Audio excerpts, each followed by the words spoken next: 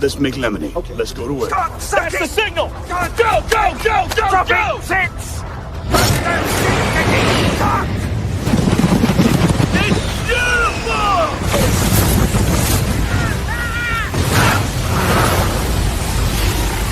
Mother Nature just pissed her pants, dude! Start your day with a jolt of energy and no-holds-barred opinions. This is The Rush, where Travis Justice and Ross Peterson bring you bold, unfiltered, and uncensored takes on sports, life, and everything in between. Buckle up, and let's go.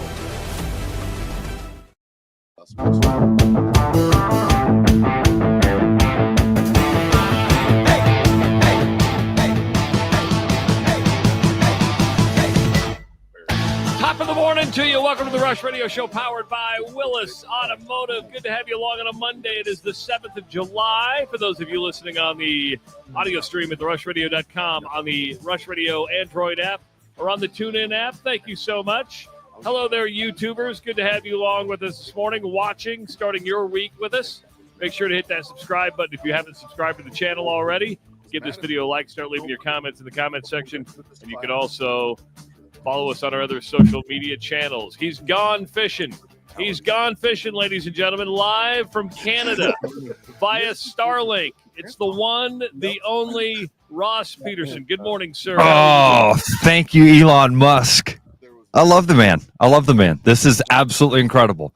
I get to share my favorite place on the planet. I'm literally sitting in one of my favorite places in the world right now, on the deck at Rock Point. That's the name of the cabin that I'm at. On the deck, this is where I've been starstruck, seen a version of the Northern Lights, watched the Milky Way. Here's the thing, though, Trav. We've never been here this early. This is a whole new experience for us for a couple reasons. Number one, the stars did not. I was in bed last night about 10:30, 11. Oh, I'm jealous. I know. We'll talk about your day, dude, because I was going to mess with you this morning, and then we were like, I knew about your night. I'm like, I can't mess with the dude. So about 11 o'clock, we didn't see. I saw 2 stars. I saw 2 stars last night, and just because the sun went down so late, the sky still had so much light in it. And then this morning, I was worried about being out here because there's no lights on this back deck. My cabin has a light on the front porch. So I thought, well, maybe I'll just do it from the front porch, and the beach would be behind me, and you can see the boats. We'll probably do that one day this week. But this is, I'm hanging out. My buddies are 15 feet from me right now, enjoying coffee, getting ready to start the day, and we'll be slaying walleye in a little while. I got my core power. I got my old taverns. I'm ready to go. You are an advertiser's dream, because everybody talks about the product placement, and I don't know if the old tavern and the core power actually go together, but it's unique product placement. They don't. They're a bad mix. We tried it last night. We tried a lot of things last night. I'm joking. And by the way, not only the Willis, don't share your core power. Do not share the core power. It's worth way too much money. I do. You're right about that. I did bring a 10-pack, so I feel like I could, you know what I mean? I only drink one a day. Not only is my microphone have the Willis Auto logo on it, which some people might not be able to see because it's kind of whitewashed out a little bit, but my entire broadcasting structure was sponsored by Willis Auto, because my buddy Ryan Carlstead from Willis Automotive is the one that actually put it together for me. So what my computer is sitting on top of a deck chair, and then we put two like footstools on top of the chair, and my computer's on top of the. See, now you experience what I experience when I go on the road. So, because we usually don't show people what I do. Like when I was in Kearney a couple of weeks ago, I was sitting literally on like 4 books. That was for the Kirk Ferentz interview. I'm like, I had to prop myself up because I would have looked like a midget if I didn't like prop myself up. So I sat on like 4 books. But yeah, you have to take the initiative when you're on the road. You're like, okay, how do I get the camera higher? How do I do all the this? Studio? Yeah. Oh, you might get a beauty here. Let's see. Will it fly by? We'll have to see. There might be a beautiful pelican flying right here. Just went right by the deck. It looked like you were flipping me off more than anything. That's your index. It's flying out to that island. You know, I will say this, Ross, is that I can tell you you needed this trip because you you are already rejuvenized. You already have this little glow to you to where you look and sound happier. Travis, I hope everybody has last night, I laid down, my head hit that pillow at about 11 o'clock, and I giggled with appreciation, man. I sat there and prayed and thanked God for all. I'm here with my son. I'm here with some of my best friends. We got to play volleyball yesterday, and we had a fun drive up here, wonderful conversation. And last night was the first of 6 nights, an awesome night already. Tyrell brought his son Tyrell up here, who's experiencing it for the first time. So I like seeing people experience things for the first time, and that wonderment of like, holy cow, we're on an island in the middle of Canada. It's awesome. I'm thankful for you, thankful for so many things in my life, man. Any problem getting across the border? No, in fact, I found the hack, dude. Bring a kid. Because that sounded bad, didn't it? It really did. Ross is trafficking kids now. Bring a child with you. When I found out that Eli didn't need a birth certificate, under 18, you just have to have a birth certificate. He didn't need a passport. Under 18, he just needed to have a birth certificate and a letter from, if both parents aren't with him, he needs to have a letter from the parent. So I got a letter from his mom that said, I know he's going across the border with his dad. And then I took a few other things. I took his Social Security card. I took a letter from the bank that showed he lived at my address, and he had his photo ID from school. So when we pulled up to the border, we've kind of learned this lesson. Like you pull up and you hand them your stuff. You don't try not to get asked. So I handed him the passports and some of that stuff. And right away, the lady looked at Eli and was like, "Oh, first time in Canada?" And he said, "Yeah." And she says, "You coming fishing?" He's like, "Yep." She's like, "All right." And she looked at my stuff. She goes, "You brought way more than you needed. This is great. Thanks for bringing all this stuff." And she's like, "You guys have a wonderful trip." Now, was it a Mountie? Was it a lady Mountie? It was a lady. I wouldn't call her a Mountie, because when I think of Mountie, I think of the hat, right? Yeah. That's the telltale sign of a Mountie? With the red coat, with the red coat and a hat. Yeah, this was a border guard. Now, so everything's so weird up here in Canada, dude. You can't just go to a liquor store. You know that? All of the liquor stores are owned by the government. So you have to go to this thing called LCBO. It's like the government liquor store. And they only sell liquor. You want ice? That's not liquor. Do we want liquor? We sell the liquor in the liquor store, and that's all that's sold at the liquor store. So where do you get ice then? Do you have to go to a grocery store? Yeah, you got to go to different places. Yeah, it's a pain in the ass. They make everything difficult up here. So get there and get to the counter. Big dude, 6'5", 300 pounds. Name is Rikel. How would you say big dude, big burly man, Canadian man? Rikel? I thought maybe Reichel. Raquel. No, that's a girl's name. I didn't have the balls to tell him. Because he's 6'5" and he's a big. It is big. Yeah, Paul Bunyan looking guy. Raquel. I saw his name tag. I was like, "Oh, that's a cool name. Is that Reichel?" Raquel. I was like, did he smile at all? I'd go with Reichel. No. Smile? No. Damn. So you mentioned you're up there earlier than normal, right? So this is, and I know the last couple times you've gone up, the fishing hasn't been great. The experience has been great, but the fishing hasn't been great. Yeah. Are you hoping the early arrival means better fishing? Yes, I'm hoping anything would mean better fishing. I really think, Travis, that that it's just been kind of a weird couple of years up here on the lake. Because, man, I hit this same lake a couple different times and on a couple different spots. And for a few years, it just hasn't been what it used to be. It does seem like from all the reports I've been reading and all the things that I follow that it's turned back on and things are great again. But Never know till you get out there.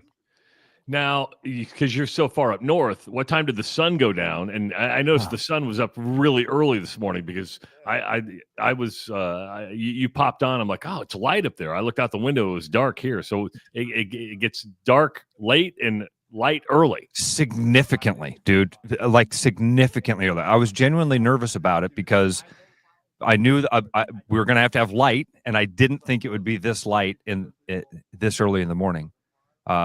So I'd say the sun went down at like 9:30, and the sun was up. We were shooting. I took a photo of the sunrise and sent it to you at what, 5:20? Yeah, something like that. Yeah. So, wow. And daylight before that. I mean, it was. But when I woke up at 5 o'clock, there was enough light in the air to walk around without a flashlight. So when you came up yesterday, what time did you leave Des Moines, and what time did you arrive in Canada? 6 a.m. and it's about a 9-hour drive. So that gives you time to stop and eat lunch. And we went to Duluth. We went a little bit out of our way, went to Duluth, met my cousin's husband, Audie. He's right there. I can smell him. He's hey, Audie. There's Audie. Hi, everybody in Radio Land. It's not radio anymore, Audie. It's both. It's a jackass. Just invading your space. Invading your space. So anyway, we went and met Audie in Duluth, and then I kind of crossed the border all together and came up to the dock.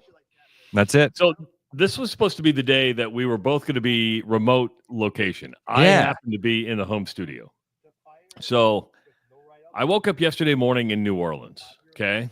And so you know where New Orleans is. And at 9 o'clock, we decided to leave. 9 a.m., we decided to leave New Orleans. And I'm a bad father. I'm a really, really bad father. Because we were supposed to spend another day with Abigail, right? Well, if we drove from New Orleans to Water Valley, Mississippi, that was just going to be like a 4-hour drive. So that got us there at like 1 o'clock in the afternoon. And I'm like, man, that's a lot of space. That's a lot of travel time. And because it's an 11-hour drive from Water Valley back home. And I'm like, you know me, I'm kind of a control freak, and we'll get into that in a bit. I particular time, and I'm like, let's just do it. My wife says, what? I said, let's go all the way. Let's go from New Orleans to Omaha. It's 9 a.m. Usually when I do that, I'll leave at like 4 a.m., maybe 5 a.m., just to build in a little bit more time and give yourself a grace period. And so we committed at 9 a.m. to go the whole unbelievable. Committed to go the whole distance. And Ross, real technology. I had Greta with me. She has to pee. And my wife wants to pee and eat a little bit. We made some stops. I got home at 1 a.m. early this morning. So 9 a.m. to 1 a.m. was my travel time yesterday. I hit Kansas City, I think right around 10 o'clock. And it was just, I was like shaking, you get that. Yeah. But I got my second win going through Kansas City. It was like half hour south of Kansas City. I'm like, oh, I'm going to fall asleep. Got to the city, got my second win. Boom, powered right through. But when that alarm went off at 4:30 this morning, I was like, oh, buddy. Oh. Yeah. So when we got up here, I got everything set up. And I called you just to let you know, because we had a whole plan. We were going to mess with you, tell you that the boat sank. I had to swim with the Starlink above the water line. We had a whole thing, and then I called you to kind of start the process. And Anjanette answered, and I could kind of hear it in her voice. I was like, "Oh, have him call me," and she's like, "He's going to be busy till 1."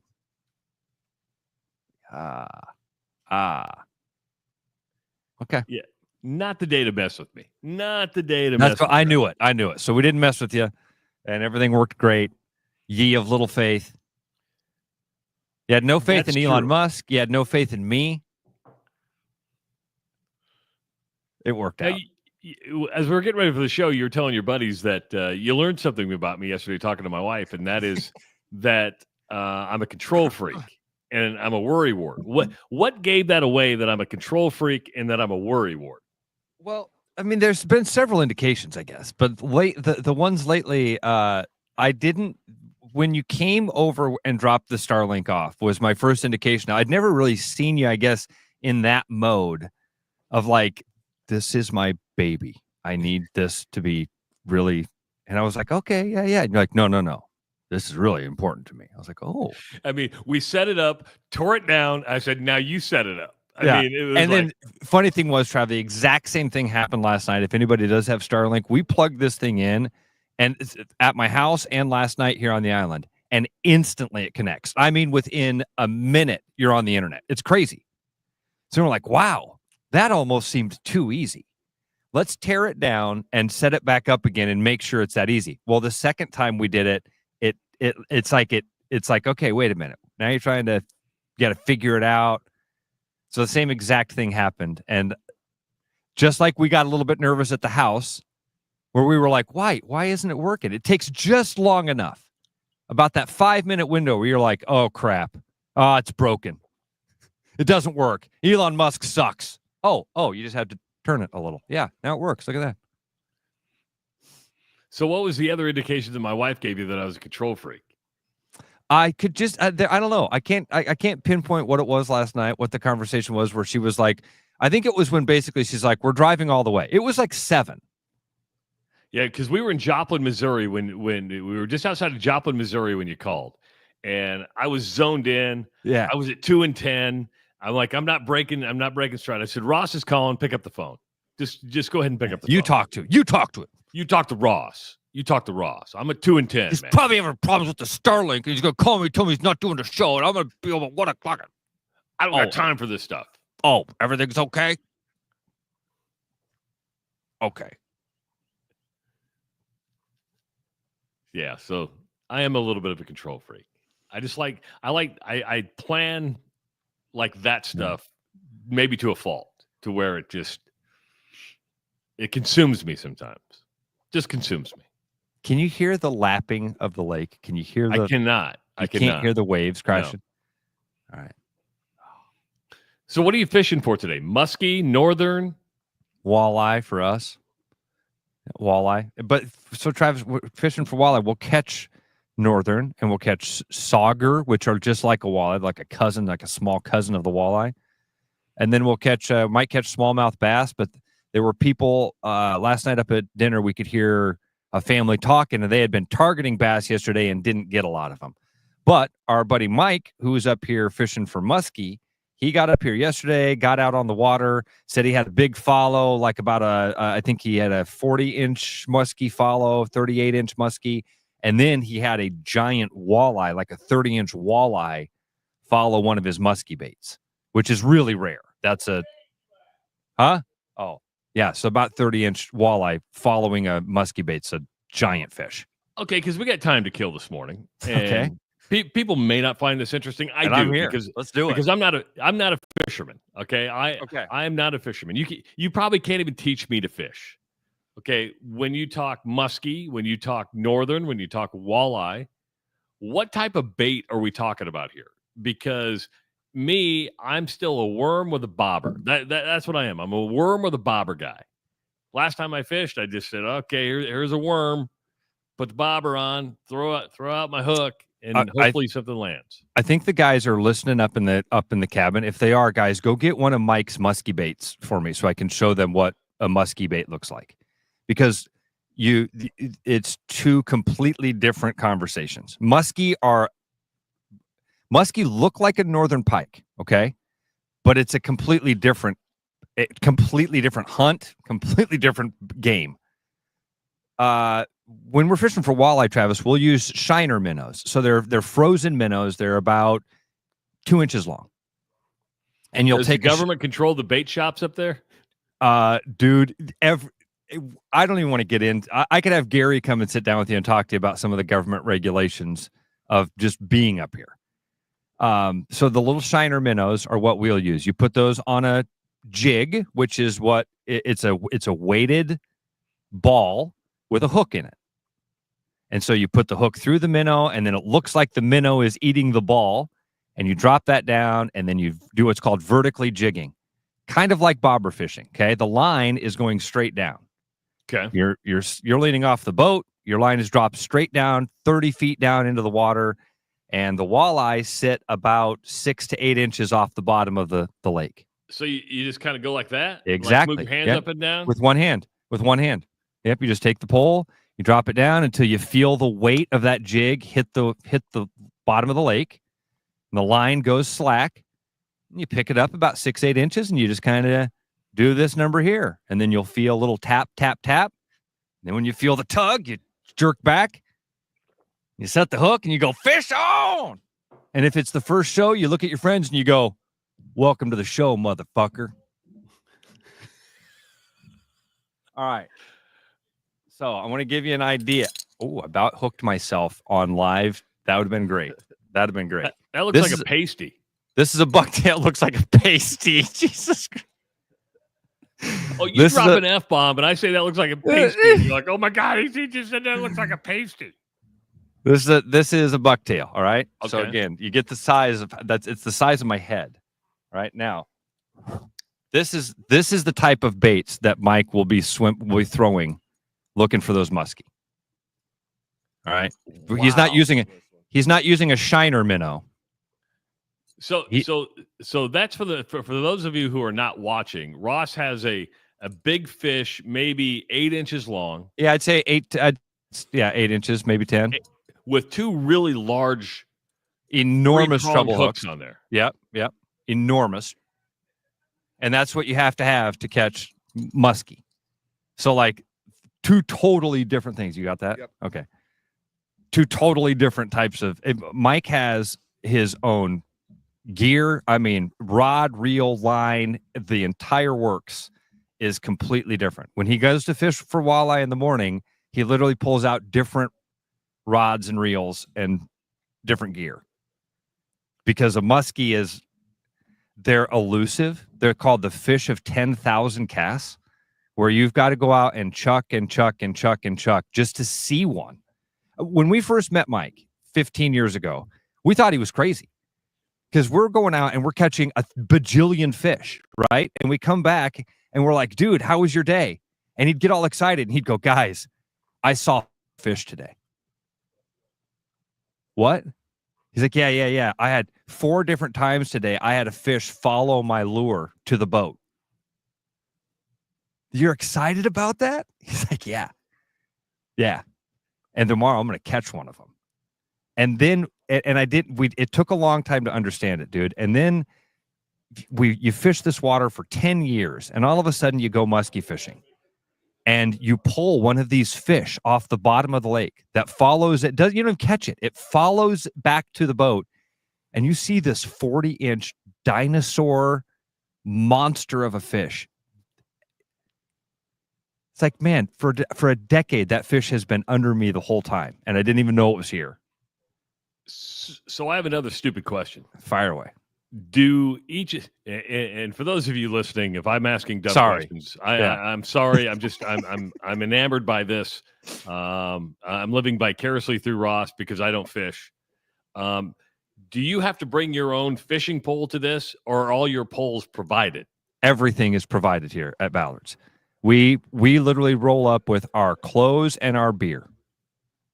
That's it. And core power. Yeah, I brought my core power. I brought apple juice and what did Eli bring? Capri Suns, apple juice, and some Arnold Palmer lemonade iced tea things. But for the most part, I mean, they have water up here. They've got pop up here. All the food is up here. Every bit of fishing gear. Now again, Mike's a different animal. Mike's coming up here for a very specific type of hunt, so he brings his own boat. Damn. He's about it, dude. Bringing your own boat. Mike has a watch that tells him the moon cycles, because muskie are more likely to bite during certain moon cycles. Now, can you fish at night? Can Mike take out his own boat at night and just go fishing at night? Yep. And Mike knows the lake well enough to do that. We wouldn't want to do that. If we did it, we'd probably want to have one of the guides take us, just because there's so many rocks and things. I mean, you can see there's islands everywhere. There's islands everywhere. And they're all rocky. Damn. Well, it's I can tell you're already having the time of your life. You got 6 more nights of this, and you have 6 more days of us talking about fishing, which is going to be good because we're at the dog days of summer. We are literally in the dog days of summer, waiting for football to kick in at the end of the month. Of course, we'll have media days, and then fall practice starts. And then football really kicks in high gear in August and, of course, leading up to September. But for the next month, you just get a lot of fishing talk with Ross. Not next month. You're not going to – I promise you that. And I will – and, I promise I will not push this on you. If you've got questions, fire away. But I am just elated to be able – my old tavern just got sniped. Yeah, I noticed that. I'm elated to share this. I really am. This is my favorite place in the world. And I've tried to tell people for a long time, you should come experience this. It's a neat place. Now, in August or September, you go to the Minnesota side of the. I won't do that this year, Trav. Okay. That was the video thing. Okay. Yeah. Okay. So somebody is gonna. They've said who, but I don't know who it is. I'm genuine. I've heard the name. I don't recognize who it was. I think it might be maybe I don't know. I won't even say. I have no idea. But there will be a trip that's a bus trip up to the resort, and a lot of people that I went with for 10 or 15 years on that trip will be on that. But we won't make that this year. That's why Eli's with me here. Okay, makes a lot of sense. So 515-517-2303. Do me a favor. Somebody call because Coach Herson said the phone wasn't working last week. So if you got a question for Ross, call that number 515-517-2303, just so we can make sure the phone line's working. And Ross, during the break, if you can adjust your camera, if you can take the iris down or the shutter speed down. Speed down. So, yeah, this is where I need this is where Travis helps me. Everybody's gonna learn how stupid I really am here, okay? Because you're getting overexposed. Yeah, I mean, you're a white guy. You're really white now. Okay, so let's do this because you're gonna have to help me all the way through this, right? Okay, I can. Whoa, that's not it. That's not it. That was it. Shutter speed lower. There you go, right there. Right there. That now looks you good. look really, looks really good. That's a good look. Really good. It is the Rush Radio Show powered by Willis Automotive. The Rush Radio is now on the free TuneIn app, allowing you to enjoy the show on Apple products and Android Auto. Download the free TuneIn app and search The Rush Radio to take Travis and Ross wherever you go. Your house wasn't built for bats, birds, or raccoons, but try telling them that. At Bats and Bugs Pest Solutions, we've been helping Iowans take back their homes for over 20 years. We use cost-effective, eco-friendly methods to solve wildlife and pest problems the right way. Whether it's bats in your attic, birds in the vent, raccoons in your chimney, or moles in your yard, we have long-term solutions. Call Bats and Bugs Pest Solutions today at 515-218-3400, and let's make sure your home doesn't become their home. The Royal Mile, where everyone's a wee bit British. The Royal Mile is downtown Des Moines' living room with classic pub favourites. Pair them with a glass of whiskey or an expertly poured Guinness. It's bloody brilliant. The Royal Mile, a proper British pub. There's always something new at Fong's Pizza. The patio is open and ready for you, your friends, and an ever-changing menu of tiki drinks. Or try our new noodle dishes alongside your favorite slice. It's all happening this summer at the new Fong's in the East Village. Thinking about buying a home? Get pre-approved in 30 minutes with Gary Presnell at Northwest Bank in Des Moines. Gary offers first-time home buyers programs, VA, FHA, IFA, and conventional loans. Call Gary at 515-975-6767 or find his profile at nw.bank. Member FDIC Equal Housing Lender. You know, Brian, at Central City, we really do have the best selection around. I know. High-quality stuff you can't find anywhere else. Whistle Pig Plantation Rum. Yeah, and over 150 of the best scotches on earth. And a ton of bitters, mixers, and more. You know what we are? High class. Definitely high class, yeah. Make way for the natty. Okay, maybe medium class. Central City Liquor is home of the 10% cash coupon. And the Wooden Nickel program. Brennan Santone here with Willis Cadillac. It is officially summer. Behind me I have a beautiful CT5 Blackwing with over 600 horsepower and drift metallic. It is available on our show floor. We also have EV Conquest on all of our EV models. We do have some lease loyalty just for owning a 2012 or newer Cadillac as well. And also we have gotten several new CT4s and 5s in. Come check out this summer what we got going on over at our Clive location, or check us out at williscadillac.com. There's a new spin on casual dining near Drake University. Lucky Horse Beer and Burgers. Craveable faves, flatbreads, delicious burgers, frozen cocktails, and a crazy cool vibe. Get to Lucky Horse Beer and Burgers today.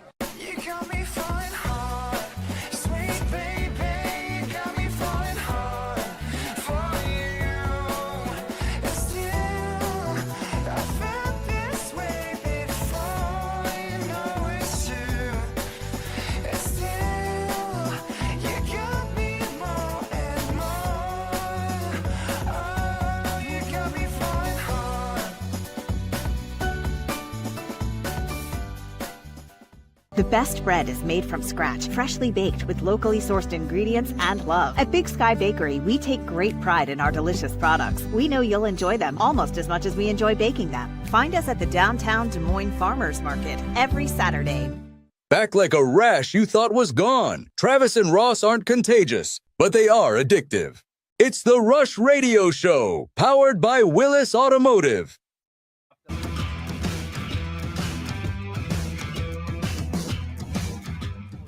Welcome back to the Rush Radio Show, powered by Willis Automotive. Happy Monday. I'm Travis Justice. He's Ross Peterson, live on location in Canada. I thought I could pull it out at first because I had a burning book. And we ask and we shall receive, because I asked to see if the phone line was working, and it is. And is this Ned? Ned? Yes, it is. What's up, Ned? Good morning to you guys. How you doing? Well, you know what? Living the dream here in Central Iowa, but you're right about the addictive thing. I think I've only missed a half a dozen shows since you guys started last January, so I'm hooked. Thank you so much. Thanks, we Ned. Appreciate that. Now, did you come over from the old show? I don't know anything about landscaping. Yes, I did. I've never looked back. Oh, that's awesome. That's awesome. Now, the call screener says you have a question for Ross on his fishing report. Oh, boy. Well, I missed it little different. I'm going to give you a fishing report and tell you I'm jealous, Ross. I was in Central Ontario a week ago. The fish were biting. I think you're in for a great week. It was awesome. Oh, he kind of cut out on my end, Travis. He said he was in Central Ontario about a week ago. He was fishing and they were biting. He says you should be having a good week of fishing. Yes, Ned, we're looking forward to it. The fishing is it's one of the things, right? It really is. We want the fishing to be great. That's why we come up here, is to have a great week of fishing. Man, sitting on the deck with my buddies and having fun. I'm already winning, you know. All right. I went with my two sons and my two grandsons, and I'm going back with my brothers in the end of August. And even the worst day of fishing is better than the best day of working, if you know what I mean. Absolutely. Excellent stuff. Thanks, Ned. Appreciate the phone call, man. You're welcome. Carry on, guys. Okay, we now know the phone line works. It's working. It's good. Yeah. It's working. It's working. 515-517-2303. Ross, it's interesting in the world of sports, and we were both traveling yesterday, so we're probably a little bit behind on what happened yesterday and even during the weekend as we we're getting ready. But, when you're hired to be a coach, when you're hired to be a manager, very few people get to retire on top, right? I mean, Kirk Ferentz is going to be one of those guys that gets to retire whenever he wants to, because maybe. I mean, dude, that's a chicken you can't count until it hatches. Like we would have said the same thing about Bill Belichick. He'll get to walk out of the Patriots on his own terms. No. So you're right. Kirk Ferentz is one of those people in a position of rarity in the coaching world where he might be able to get to walk away when he wants, but most guys end up in this other position. I guess when you look at Kirk Ferentz, that would be one of those, hey, maybe it's time. I'm not where it's not as publicly as what we saw with the Washington Nationals yesterday. As you know, the Washington Nationals won a World Series in 2019. You win a World Series, that's a big deal, right? I mean, that gives you job security, but at the end of the day, you got to keep producing. And since winning the World Series in 2019, the Washington Nationals have not finished better than 4th in their division, and they are off to a bad start already this year. 37-53, I believe, is their record. And yesterday they fired Dave Martinez, fired Mike Rizzo, the president of baseball operations, looking for a fresh start. So, yes, you won a World Series title, but out of sight, out of mind. In 2019 seems like a long time ago. Travis, think about that. Didn't just win a World Series title, the only one in franchise history, right? The first in franchise history, the only one in franchise history. You're 6 years removed from it, which isn't a very long time, but that's how far things have fallen. And I mean, you hate to say like that's the world we live in, but dude, what have you done for me lately? And that's exactly why that this coaching world is so weird and hard. Dave Martinez, he's a good manager, great manager. That the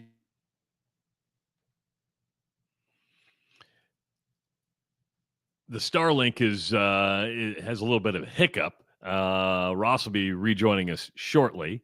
But again, Dave Martinez, 60 years old, and he will manage again, because when you have that luxury of having won a World Series title at age 60, he's going to be a commodity for some baseball team to, basically hire him again. And 60's young, very, very young. He'll get hired again. Sorry, Ross, you're back.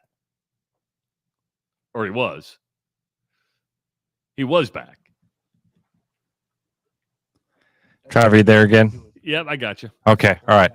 Yeah, Starlink is, struggling a little bit. Well, the satellites are moving too, and believe it or not, that's actually what happens.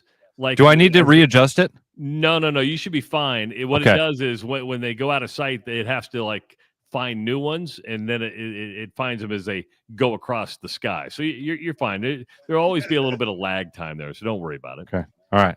We're good. You were talking about Dave Martinez.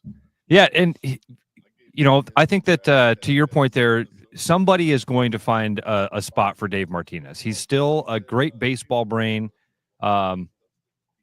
Just it's not the spot in Washington anymore, and I think that it's a strange thing to say. 6 years after you gave the franchise something that they've never had before, they think they're in a better position without you than with you. But I think that's probably the truth. Well, it happens even when you're winning, right? I mean, we saw it in Denver with the Nuggets as they fired their coach late. And I sit here and look at Aaron Boone with the Yankees. I'm not saying they're going to fire him, one, dude. That's a tough one. You know what I'm saying, though, is that the Yankees, I mean, he's won, and they had a large lead. They've let that slip.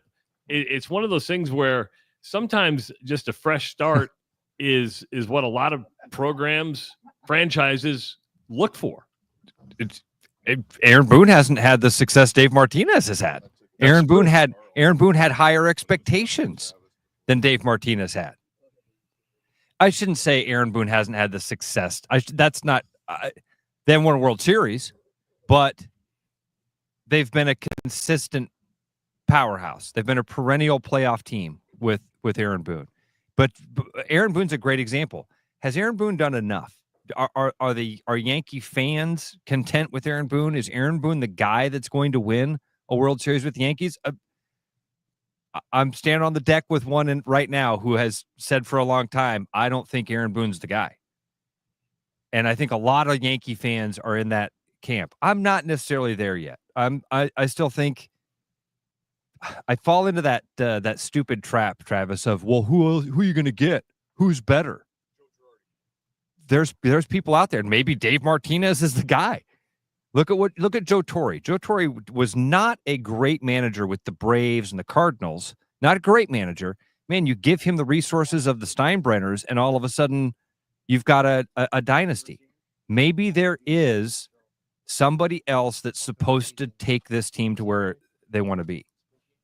Well, it's that plateau, right? And that is, you can only take it so far, and then somebody else has to take it maybe to a different level. And that happens over time. It just happens, you know, repetitive messages. Guys become just complacent with what's being said in the clubhouse. And it happens in locker rooms, happens all over the place. Not that a guy's a bad coach. Some people are bad coaches. I think you hit it there, Travis. It's the familiarity breeds contempt. There's something happens. You get tired of the message. You get tired of the messenger. I think you hit it on the head there. And why is that? What I mean, is that just human nature? Doesn't it happen? I don't want to say doesn't it happen with everybody all the time, but isn't this what happens? Isn't this how relationships fall? Isn't this why you know they say that your best window in at a job is 3 to 5 years? I believe that. Yeah. I've told you I have an uncle that's a genius, and he told me a long time ago, stay at a place 3 to 5 years and then bounce around. It's Audie's father-in-law, by the way. Well, you know, and then I was so smart, I stayed at one job for 21 years. Well, it's funny because I got similar advice from a former Division I basketball coach by the name of Danny Nee. He was the head coach at Nebraska for a good number of years.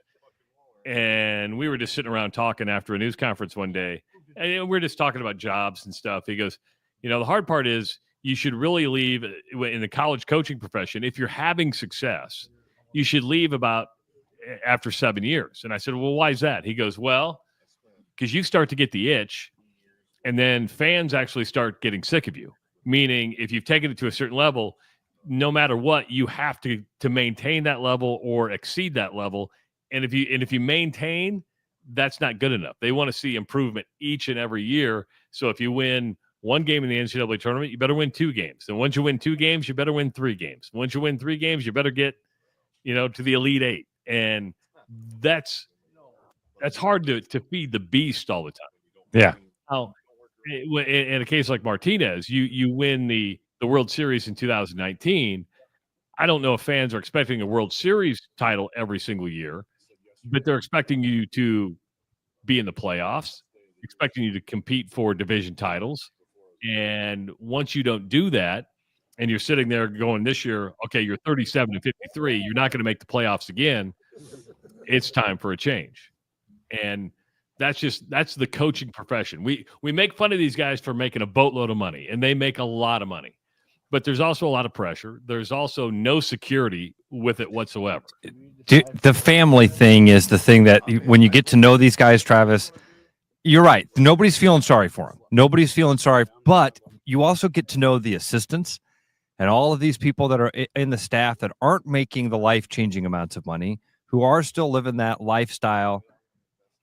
Dude, golfing with Joey Woodley, shouldn't call him Joey, golfing with Coach Woodley the other day, and talking about this exact thing of him, you know, when he meets his wife, when you meet a woman and you're trying to, you know, talk about starting a life, and you have to say, hey, and for Coach Woodley, it's worked out well.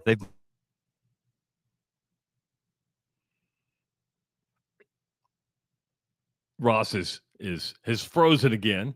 He'll join us shortly. Again, this is part of remote internet, folks. It's not perfect. But it allows us to go remote when we can. But again, you're dealing with rotating satellites, and hopefully everything gets on board. But he was just talking about, you know, Coach Joe Woodley, who left Grandview to go to Drake, and there was a decision to be made there, right? And you just won a national title at Grandview, and you go, okay, I can keep feeding the beast. I probably have job security, but what is next for me on that level, right? Yeah. Yeah. And again, lucky for him to be able to not have to go to the family and say, hey, everybody, we're changing schools, we're changing towns, we're changing states.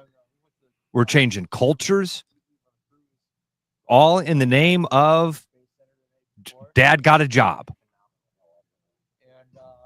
And again, nobody's feeling sorry for you because it is several times life-changing money and really good money. But there's a lot of other stuff that goes into it. There is. You're right. You know, why we were talking about Major League Baseball and Dave Martinez getting fired, along with Mike Rizzo, the president of baseball operations, the All-Star rosters continue to be filled out. Rosters going to be 19 first-time All-Stars this year. Juan Soto not on that All-Star list. And, of course, he was the big offseason signing for the Mets, $700+ million contract, got off to a slow start. Surprised that Juan Soto's not on the list? Yeah, absolutely. Again, but Travis, man, it's such a strange conversation about what is the All-Star game? What should the All-Star game be? Is it truly a reward for a hot first half, or is it a reward for or is it truly just like an all-star game? Is it the most famous guys coming together to play? Because if it's just the most famous guys that are coming together to play, the stats don't matter. But if it's supposed to be a reward for the first half of a season, then you got to look at the stats. Is Juan Soto one of the most famous baseball players? Yes. Yeah. One of the top 5? Yeah. I guess I look at it, and I think baseball does it kind of a mix of what you're talking about both, right? You have the fan vote, which then correlates to the most famous baseball players, I believe. Probably, and usually on the biggest and best teams. So, of course, you had Aaron Judge, you had Shohei Ohtani. Those guys win that fan vote. I think when it comes to filling out those rosters, then it's who's having a really good year, who deserves to be that all-star, and they bring the fan vote and then everything else into it. So it's a combination of the roster. I like that. The roster can be kind of an amalgamation of it. Yeah. Now Clayton Kershaw is, of course, he just recorded his 3,000th strikeout, right? And he's now an 11-time All-Star, but it took a little bit to get him there. He got a commissioner's exemption. He was not originally on the All-Star roster, and he got a commissioner's exemption to be part of the National League All-Star team, and so he'll be part of it. But it was one of those, well, he's not on there, we're going to put him there. And maybe that's like a third category, Travis, right? You've got which I'm okay with. Again, I'm all right with this combination of stuff. The stars of the game, the hot players right now. And then the third category is it's kind of a career achievement type of thing. They did this for Joe Girardi. Joe Girardi never should have been an All-Star. He was on an All-Star team one year. Why? Well, because the Rockies and Cubs went to the playoffs with him. And a lot of people in baseball are like, throw the guy on the roster. Get him an All-Star game. That's not what's happening with Clayton Kershaw, who's a Hall of Famer and has all sorts of career accolades. But in a way, that's what it is. I feel like we've done this with other stars too. Didn't this happen with Pujols? You mean later in his career? Towards the end of the career, that he was put on the All-Star game. Get him an at-bat. Let him go back out there and have everybody applaud him. He gets to tip his cap. Do you think Clayton Kershaw should start the All-Star game? No. I'm kind of with you on that. And I think he would probably be one because he didn't want to talk about it. They asked him about getting put on the All, and yesterday he's like, I don't want to talk about it.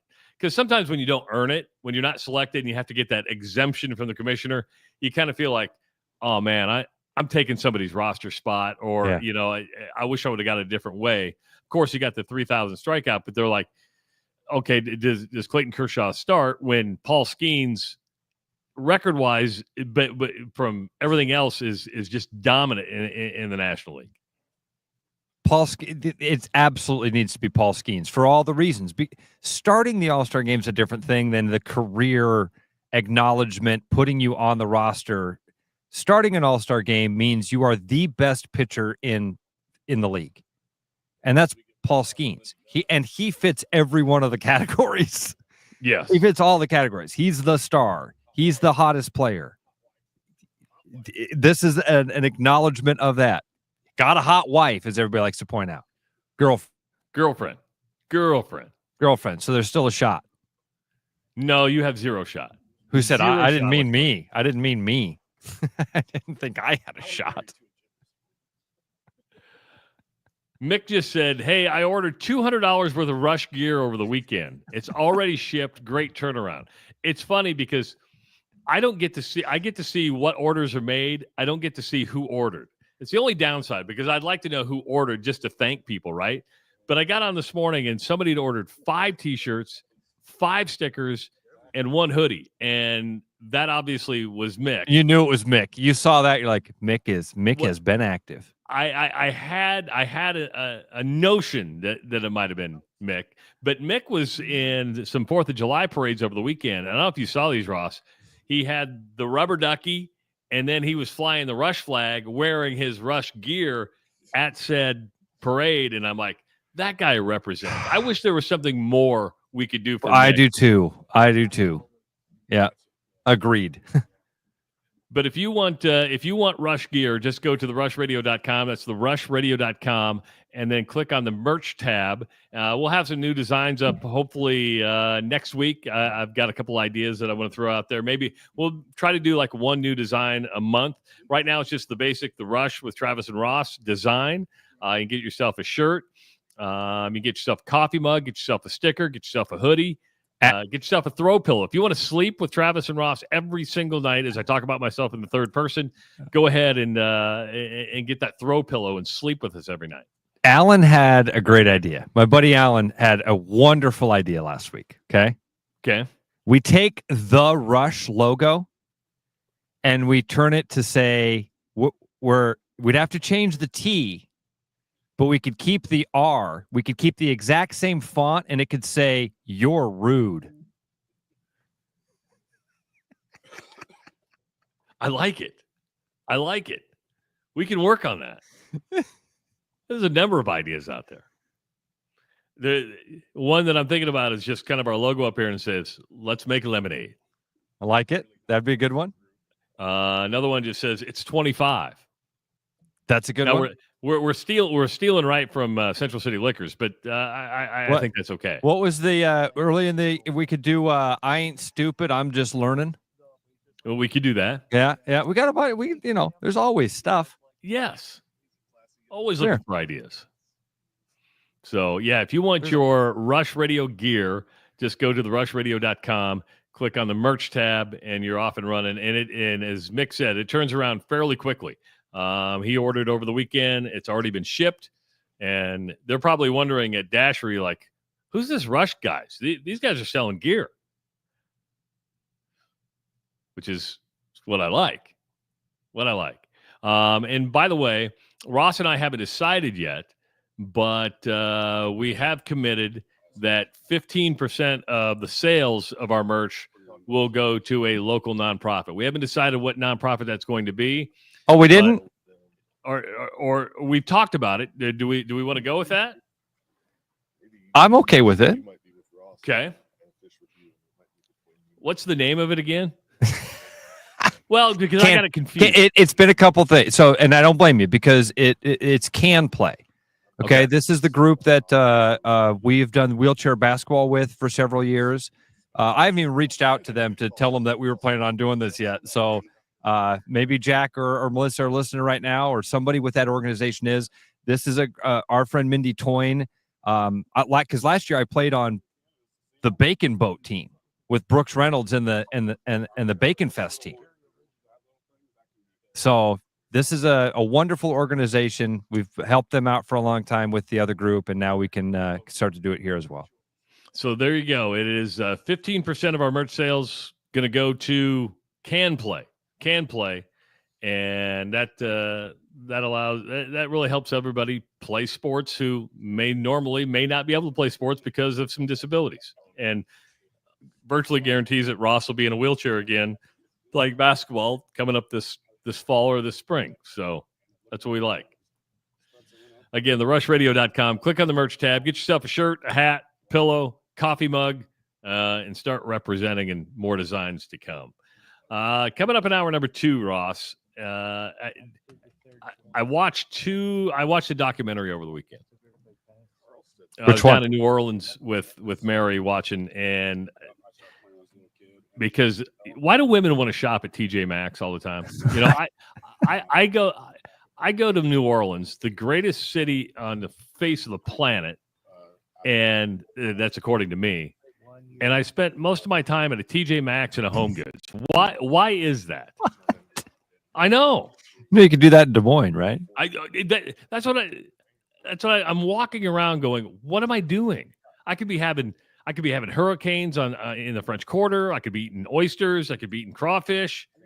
But no, I'm walking around a TJ Maxx, and my wife's like, God, I could spend all day here. We have these, no, but the selection's different. Is it really that different? I just don't know what the appeal of TJ Maxx is to women. I wish I could tell you. I don't know. And you're right. Like all the things that you just said that I feel, where you're on vacation. Let's do something that's available here. Yeah. I've never understood people that are like, I went on vacation. I was in New York City. What'd you do? Oh, it was awesome. We went to a movie. Now, if you would have said a Broadway play, you would have said, okay, I understand that. Yeah, because like going to a movie on vacation is something people do. And then they're like, oh, no, man, you get to experience movie theaters and different. Okay. All right, sure. And then the other went to Albuquerque. What'd you eat? Oh, dude, they have this thing down there called Chili's. Amazing. And the other place I was at, Ross, a thrift store. Like now, like, okay. All right. Thrift store is a completely different animal because thrift store is exactly unique. A thrift store, it is. It is. No two thrift stores are ever the same. I know they look the same and they smell the same and they've got some of the same stuff, but I'm totally down with thrift in a new town. Yeah. Okay. Sorry. Yeah, that one I'm okay. TJ Maxx, freaking TJ Maxx, come on. And Home Goods. And then the thrift store. I feel like we got both of those in like West Des Moines. You do. Because they're owned by each other and they connect. Usually there's a hallway in between the two. I didn't know that. I was even in my head. I literally was like, God, I feel like they're next to each other. No, they are. They're very much next to each other. One has Home Goods, one has clothes. And then all right, you started this by saying I watched a documentary. In fact, now we're almost up against it here. Do you just want to wait and do the? Yeah, we can do that because what? What's wrong? Well, that's weird. What's that? My Roadcaster? Yeah. Says it's 9:50 a.m. on the 4th of July. It's probably when you unplugged it. Oh, just the clock didn't. Oh, I don't know. That's odd. I looked down. I'm like 9:50. What the hell? Should be catching fish. No, it's 6:58 on the 7th of July. 515-517-2303 is the number to call. We got an hour in the books. We got an hour to go. Ross live in Canada. I'm live in the studio. Good to have you along on the Rush Radio Show, powered by Willis Automotive. The Rush Radio is now on the free TuneIn app, allowing you to enjoy the show on Apple products and Android Auto. Download the free TuneIn app and search The Rush Radio to take Travis and Ross wherever you go.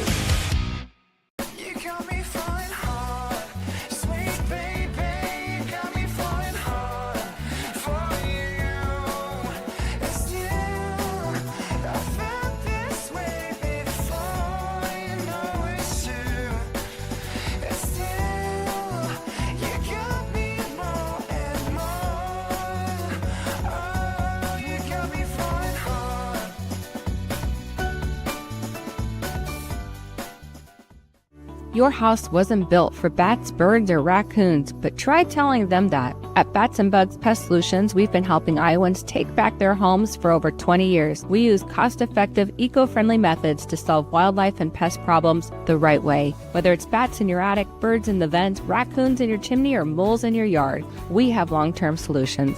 Call Bats and Bugs Pest Solutions today at 515-218-3400, and let's make sure your home doesn't become their home.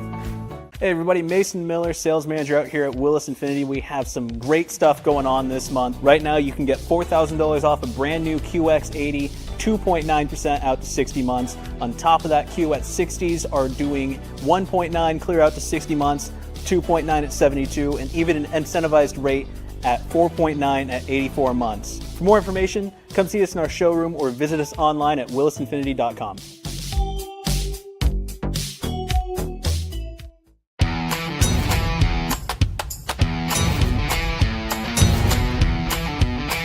Largest selection of German beer in the world?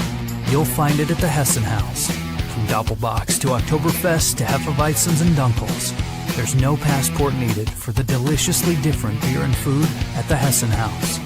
So grab your friends and make it a fun night out. The Hessen House, 4th and Court, Des Moines. You know, Brian, at Central City, we really do have the best selection around. I know, high quality stuff you can't find anywhere else. Whistle Pig Plantation Rum. Yeah, and over 150 of the best scotches on earth. And a ton of bitters, mixers, and more. You know what we are? High class. Definitely high class, yeah. Make way for the natty. Okay, maybe medium class. Central City Liquors, home of the 10% cash coupon. And the Wooden Nickel program. Back like a rash you thought was gone. Travis and Ross aren't contagious, but they are addictive. It's the Rush Radio Show, powered by Willis Automotive.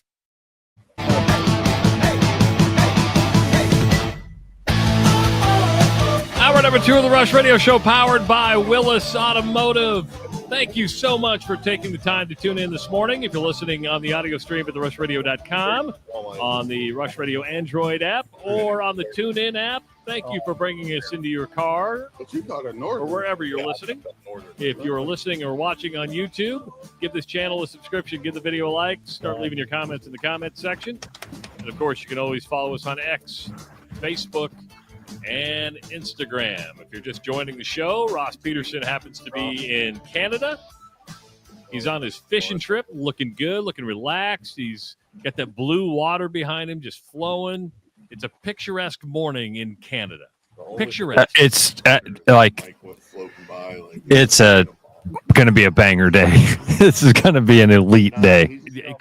Call me crazy, but I think you're going to catch a lot of fish today. I think you're going to be like. So I just saw one of the guides, Steve. I went up to the cabin to go make sure that Eli was up and moving around, and saw one of the guides, Steve, and asked him how things were going. He'd had a heart attack and open heart surgery since last year. Yeah. And but he's doing good. And I said, how's the fishing? And he said, yesterday we had an incredible day. So here we go. Ross is all excited about that, as you should be.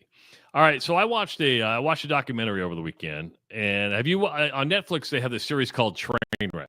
Yes, yeah, I've seen a lot of them. Which one have you seen? I've seen several of them. I saw Poop Cruise. I watched one about Astro World. Let's see. I watched the one about Rob Ford. Remember the Toronto mayor that got caught doing the cocaine or crack? He didn't do that. Yeah, we had the whole conversation with Whitney Houston. Remember? Yeah, I do remember. Crack is whack. Crack is whack. I think I've seen several of them. Why? Which one are you talking about? You're a fashionista, and this is probably I was a little too old maybe for this, but I watched the one on American Apparel yesterday. I've seen it. I watched that one. Wow. Just wow. Trav, dude, I do not remember that brand. That was what, like, it was almost like watching an alternate reality thing for me, because this happened recently. I'd never heard of American Apparel Were we just that sheltered here in the Midwest to not? Either that or we didn't want to pay $50 for a T-shirt. $66 and it was like $66.83, something like. It was a very odd number for a T-shirt. Now, we talked about Ocean Gate last week. Remember the submersible that went to the Titanic and then imploded and killed some people on board. And nobody died here. You had a CEO that was crazy, or at least was portrayed as crazy. But Ross, here's another example of an idea that had started off idealistic, right? It was like their marketing was superb. It kind of gave you almost a ray gun type feel. Their font, just the way they went about it. Their models were all natural. They were just regular people off the street. They didn't put makeup on them. It was sexualized. There's no doubt about that. But the American Apparel was also, everything was manufactured in the United States. So you brought the textile industry back to Los Angeles. They were making the clothes there, which was again idealistic, appeared to be the right thing to do. And then money, power, women, everything else kind of makes it go awry, should we say? And they call it the cult of American Apparel, and it was just very, very interesting, to say the least, and the way this all went down. And Ross is frozen again. Oh, there you are. There we are. All right. It's funny because Can you hear me when you freeze? I couldn't. It froze there for a while, so I didn't get much of what you said there. I'm so sorry. No, I just said the idealistic part of it was they started off with a mission, with a goal, and had a purpose, but money, fame, power, women derails everything, and it becomes just a shit show. You mentioned, Travis, that like their models were just regular people. The problem was the entire business was full of regular people. They weren't hiring people that had specialties in marketing to do marketing. They were just, you came in off the street and they were like, you look like a marketer. What's your history? I don't really know how to do anything. You look like a CFO. What do you want to do? Fashion merchandising. Have you ever done it before? No, but okay, just go. Yeah. Just go. You should just do it. That's what you should do. You should just do it. Yeah, it was interesting. I'm glad and I've seen several people in the chat saying the same thing. Like, I saw this. I'm like, why don't I ever remember this brand? It's not in my brain anywhere. So I'm kind of glad I didn't know this story, but you're right. I wouldn't even say Raycon. Like, I thought one of their things was like, we're going to make clothes bland again. Well, what I mean by ray gun, it was very simple. Yeah. Stuff. Ray gun shirts are very, very simple, just simple sayings, the same font. When you see a ray gun shirt, it's a ray gun shirt, right? I mean, you go, oh, that's got to be a ray gun shirt. And that's what I mean. It wasn't just fancy marketing. It was just usually black and white photos with a black font over it. And you're like, oh, okay, that's unique. It's eye-catching. It's memorable. And it worked until it didn't work. And it didn't work because you had a CEO who wanted control, never had a CFO for a long time, then gets the sexual harassment suit poured on him, where she made every one of his employees, specifically women, sign basically an NDA saying you can never sue me. It's got to go. And then would run around the office naked. Yes, or in his underwear. I mean, it was wild. It was wild. Naked sometimes. Yes. It was. Yeah. It's an interesting documentary. It's funny, Travis, that. Oh, Ross froze again. Damn it! No. You said it was interesting. What? It was interesting, but it's the least interesting, I think, of all those train wreck documentaries. Really? Yeah, I really do. I think that the other ones are a little bit more compelling, and maybe because I was more familiar with the other stories, I guess. The Astro World one is dark. The other ones are kind of funny. Like the Woodstock one, it's kind of funny too. You know what I mean? Woodstock 99 was such a train wreck. And that's been documented several times. Yeah. There's been a couple on that, but it's, so if you know that story, there's almost kind of, again, you can find humor in that one, humor in that tragedy. The Rob Ford one's comical. What was the other one that I saw that I really enjoyed? I'd have to look it up, Trav. Sorry, but yeah, they've been a fun series. What I thought was interesting about the American Apparel, of course, the CEO never did jail time, never got fined, never did anything because of these documents that he had these employees sign were pretty ironclad. I mean, the lawyers tried, but they were pretty ironclad and said, "Well, you signed them." The board finally fired him, and did you see where he ended up being the CEO? It's like, okay, this is like being a manager or a head coach, right? You can get fired, but if you got that experience, you're probably going to get hired again.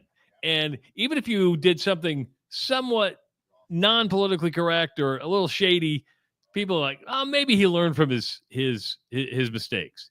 Did you see where he's the CEO now? No. Yeezy.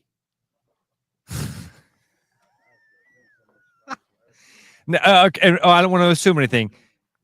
Is that Kanye West's company? Yes. Huh. Okay. Yes. Something about birds and their feathers. A big brand, though, right? A very big brand. Or should I say a niche brand? A brand, certainly, Trav, but I shouldn't even comment on what Yeezy. I shouldn't even, because I don't know. You want what my thoughts on it are? Is it's just as much of a joke. Like, it's a perfect spot for a dude like this. It's a joke. So that's fun. Aren't Yeezys like really expensive? I don't think so anymore, dude. I think that's a dying company because of Kanye. Okay. Hey, are Yeezys a thing anymore? Are they dying? Dead?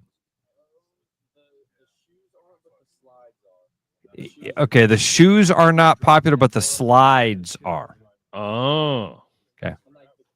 And the clothes, apparently. So maybe it is a bigger brand than I'm giving it credit for. Oh, Eli. Okay. Now I'm there. I'm getting the thing like, yeah, it's a big brand. It's like, come on, Dad. You need to know what you're talking about. Well, I don't know. Yeah. I don't know what I'm talking about. I didn't know what Yeezys were till like 2 years ago when you're like, dude, they're shoes. They're Kanye West shoes. I'm like, I had no idea. I shop at TJ Maxx. They don't have Yeezys at TJ Maxx. Or I wear G-Defy shoes or I wear Skechers because they're orthotics that make my feet feel good. That's the age group I'm in. Yeah, I don't think Yeezy's making orthopedic shoes. No, I don't think so. But when Yeezy starts making orthopedic shoes, dude, you're going to be all over those. It's going to be your brand. Just like I have my old tavern sitting here, you're going to have Yeezy orthopedics. How much Old Tavern did you bring up, and was it hard to get the Old Tavern across the border? I brought up 3 12-packs. Okay. Do you got to pay a tax on that as you cross the border? Oh, man, let's talk about this for a second, all right? Because we hit the border. It's me, Carlstead, and Eli. Eli obviously is 15. Carlstead had brought a case of beer. I had 3 12-packs. So we have 60 beers. We have a case, 2.5. Yeah, 2.5 cases of beer, 60 beers. We also had a bottle of Crown. Oh, no. Yeah, you bought that in Canada. We didn't have any liquor with us besides that. That's the only beer. We did have 7 cans of Chew, and a couple packs of cigars. No.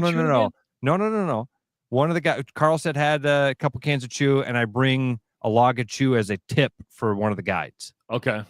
So so that's what we declare.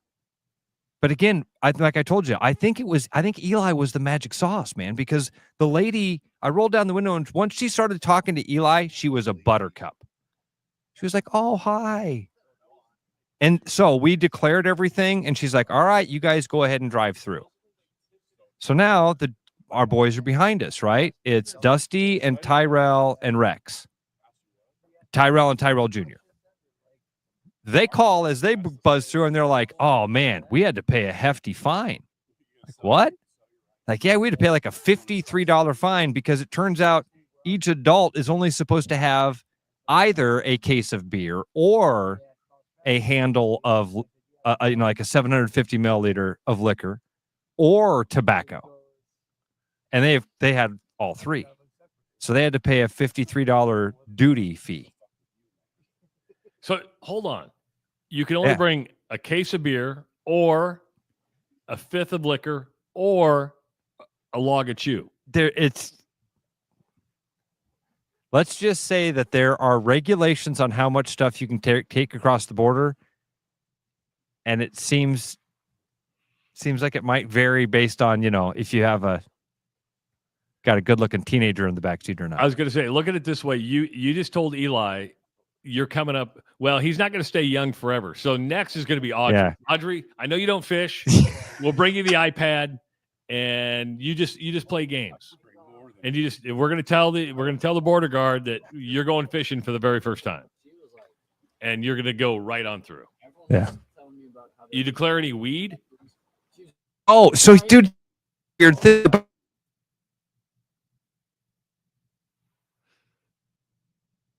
again, the satellites of Elon Musk are in rotation again. And Ross is moving them around as we speak. We're back. Am I there again for you? You're there. Sorry. No. Don't apologize. It didn't bother me any. So the weed thing is kind of strange because weed is legal in Canada. Okay. Weed is legal in Minnesota. You can when you cross the border, the very first store that you see in International Falls is a dispensary. It literally giant weed leaf pointing at you when you cross the border. And you just came from Minnesota, where it's totally legal also, and they also have dispensaries. But you can't cross the border with it. So there's this like thin line of jurisdiction where they say, yeah, you can do anything you want here and you can do anything you want here, but not right in between. Not right here. Right there, no. Yes, no. By the way, that's a postcard behind you with that boat going by. Isn't that freaking awesome, dude? Yes. Those boys were out fishing like early this morning. Before Trav, as I was hooking up this morning, they were climbing on the boat to get out. So they've been out on the water since 5:30. Now, how long they're back for breakfast? You're on the boat at like 8 a.m. So you're probably going to leave like 4 minutes early so you get tore down and get to the boat. Thank you for that. Appreciate that. Are you out on the boat for like 6 hours, 5 hours, 8 hours? So, all right. So let's say we're on the water. I'm hitting this water about 8:30. We are a half hour out. We'll be fishing at 9. We'll fish till. Oh, the suspense is killing me.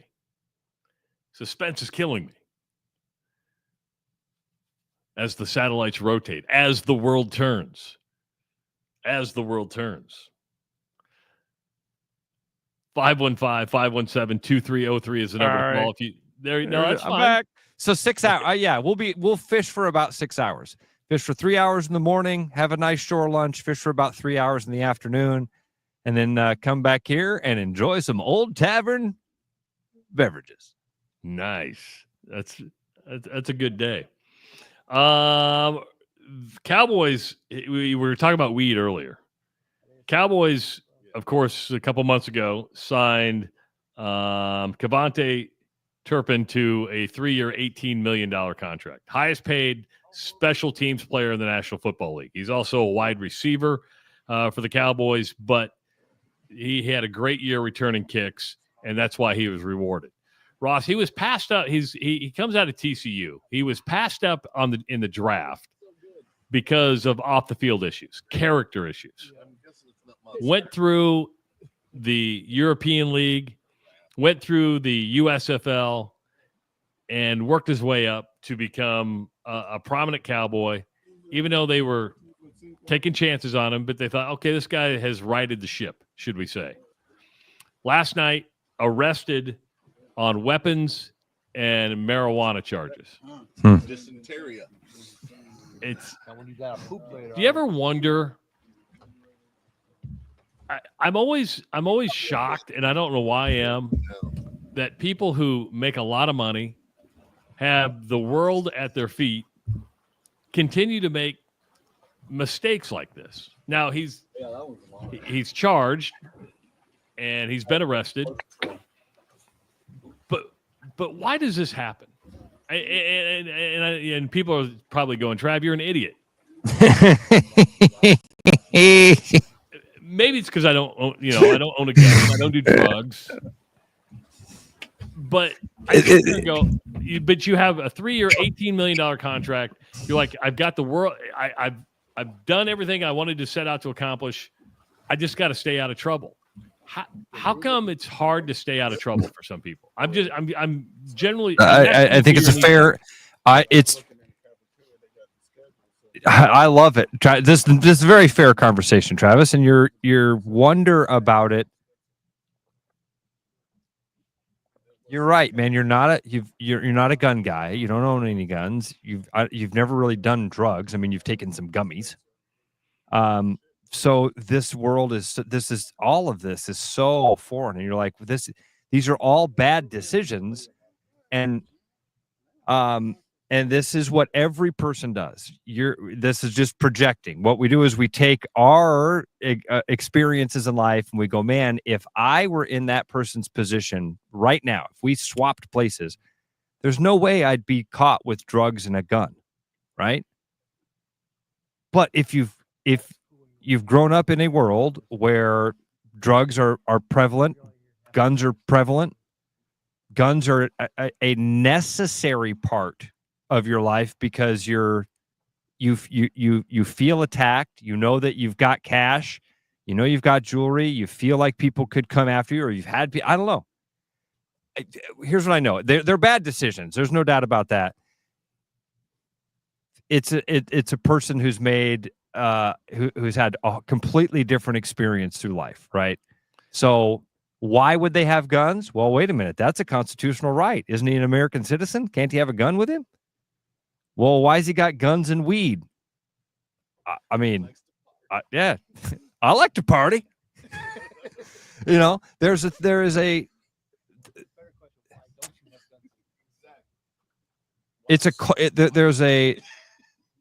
culture thing here. It's not color. There's a culture thing. When you're around drugs, they're not that big of a deal. When you're around guns, they're not that big of a deal. This is why they say, don't be around guns and drugs. Stay out of trouble. Stay out of trouble. You will make bad decisions and bad things will happen if you surround yourself with these things, right? But they've had a different life than we've had. And that's everybody does exactly what you just did there. In every situation, we project our life and our decision-making ability onto these other people. On the surface, and I know there's a lot more to it, but on the surface saying, oh, a guy got caught with a gun. Well, I don't care about that. A guy got caught with weed. Well, how much? I was kind of in that case. I was that way too. Now, I think this is directed at me for my thinking. And dude from Iowa says, tell me you've never struggled with mental illness without telling me you've never struggled with mental health. And that's not fair to me. That's not fair, because that's not fair at all, dude. It's not. Again, it's if just you've listened to the experience. show a lot, I mean, I've been institutionalized. Okay, I've been in the hospital for that. Now, my mental health problems were much different than this, but I think Mike hits it best when he says some people don't have good support system or good friends. Yes, I think Mike nailing it. into it. Yeah, I love it, because Rev Ray Green, we all know how Rev feels about drugs, right? But Rev says, according to some nuts, guns are good. Rev, you're doing the same thing. The same exact thing. You are always telling people how drugs are good. So, wait a minute. Everybody does that same thing. You know what's good? The thing that I think is good. You know what's bad? The thing that I don't think is good. And maybe you agree with me and maybe you don't, but either way, I'm right. Because my decisions, they were good decisions. And my mistakes I made, they were innocent mistakes. I messed up. But when you got caught with guns and drugs, what are you, some sort of gun nut? The drugs I'm okay with.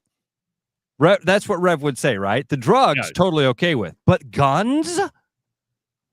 What sort of constitutional scholar are you? Oh, I mean, lawless, scofflaw. Wait. Projecting. Ray's taking his experience with drugs and saying drugs are fine, but I've got bad experiences with guns and I don't like guns, or my political party doesn't like guns. And I've been told that I'm supposed to say that people that like guns are nuts. Reverend Ray, your dealer for life. Your dealer for life. The irony. He's the Reverend Ray. Right. The irony of it. So it's just, you could throw a lot of things into that same mix. If you're around it, if you've been around it, if you grew up in a culture where it was considered normal and fine, you don't scoff at it on the surface of it. And I guarantee you that's what Ray just did there. Ray heard guns and drugs and went, well, I don't care about the drugs because I've done that. And most people, I think, did the same thing when they went, well, I don't care they got caught with a gun. But the drugs thing bothers most people. They'd say, what kind of nut does drugs? And here you got a guy going, what kind of nut carries a gun? Smoke a joint.